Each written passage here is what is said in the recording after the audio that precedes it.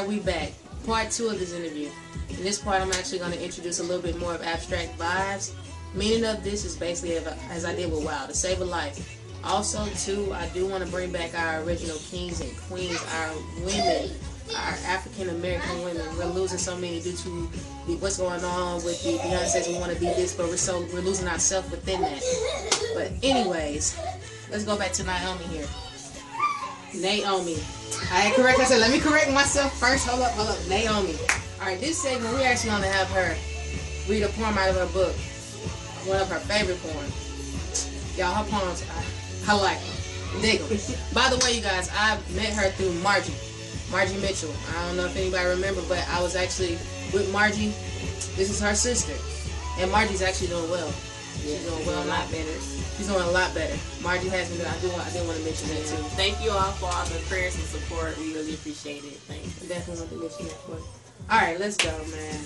Okay, so now it's hard for me to say what poem is my favorite poem, but this is one that means a lot to me because it's about my kids, and my kids are my motivation.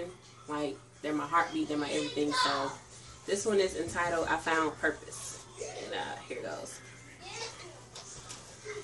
A poetic journey is to peek into my world. Life as I know it, no sugarcoating, no vision blurred. It defines a survivor. See, the time has arrived when I show the world my pride and joy. 2 boys blessed from my womb. Life will consume you if you don't know your purpose. Life appeared worthless until I birthed it. First came my king. My firstborn was a dream come true.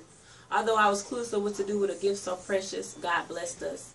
Next up was my little Prince Charming, born to charm me. His wit is alarming, but I wouldn't change a thing about him.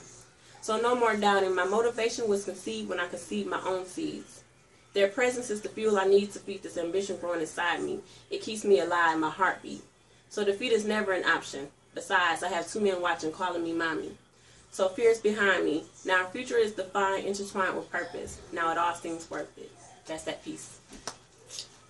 Let me step back in. Hold on. Let's step back in. Oh, man. Okay. I really dig that. See what I'm talking about, y'all? Y'all see why I was trying to get her on abstract vibes. Like, I'm real deep on poetry. Very deep on poetry. So, like, as far as I know, you said you went through a lot to get to that book. Like, what motivated you to finish? Like, get this book done? I know you said 17 is when you basically started. When I first initially. Now, the poetry that's in this book is not any of the poetry I wrote when I was, except for probably like one piece when I was 17 back then. Because everything that I had back then, it was like I had it and I wanted to publish it, get it copywritten. But I was 17. I was, I had so much going on. I wasn't really focusing on a book. It was a dream, but I didn't do anything to like accomplish that dream. So once I started writing this, it was like just a thought I had. And people started encouraging me to actually do it. So once I was actually connected with a guy. His name is Fernando Taylor. He wrote a book, and he told me, like, he basically showed me the ropes, what I need to do as far as to get my book started, to get it published, to get my work copywritten. And he kind of led me in the right direction. And that just gave me a little drive to actually, like, okay, let me do it. So once I started, what made me I think just people doubting me is what made me push me to like, oh, I'm going to finish this. I don't care if it takes me 2 years. I'm going to get it done because, you always going to have naysayers. You always going to have people that try to down talk you or try to, turn you away from your dreams or whatever. So I think that was my drive to really want to just complete the project. And my brother Jake, I wanted to collaborate with him so bad, like, but I never really wrote a piece with another person, so it's kind of hard for me to write with someone.